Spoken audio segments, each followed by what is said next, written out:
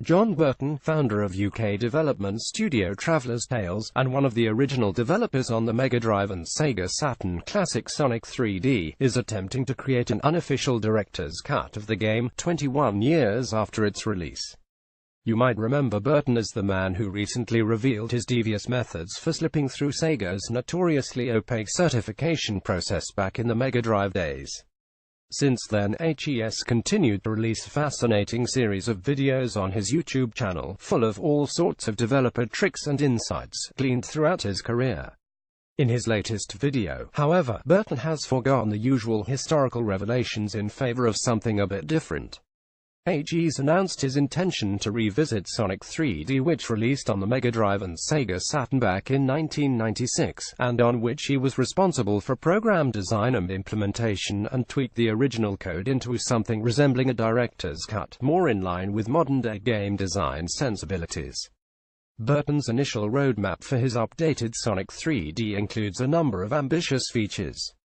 First on the list is improved handling for Sonic. There have been a lot of comments about how Sonic moves with too much momentum, he says, so I'm going to be looking at that. Next, he'd like to address several areas which make the game frustrating to play, some of which are bugs, and some of which are decisions that he'd make differently today. There are also plans to add a level editor to the game. One apparently did exist during development, which Burton has shown off in another recent video, but it was never in the final version because it took up too much memory. Despite this, Burton thinks he may have a solution to get it up and running again. He also hopes to free up enough memory to add the prototype crab that was once planned for Sonic 3D.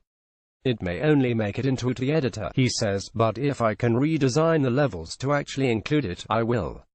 Elsewhere, Burton hopes to add Super Sonic, a password-based save game system, and an in-game option to toggle the new director's cut mode on or off while playing. If there are any other features or changes that you think would be good to consider, he adds, please let me know. There's one important caveat here, however, remember that I can't add any new screens or graphics, and can only really recode what currently exists. Burton hopes to release the project, which he stresses is not connected to Sega in any way, as a downloadable patch for anyone who owns the game, although no time frame has been given. Until then, it's well worth taking a few moments to explore Burton's fascinating and rapidly expanding YouTube channel if you haven't already.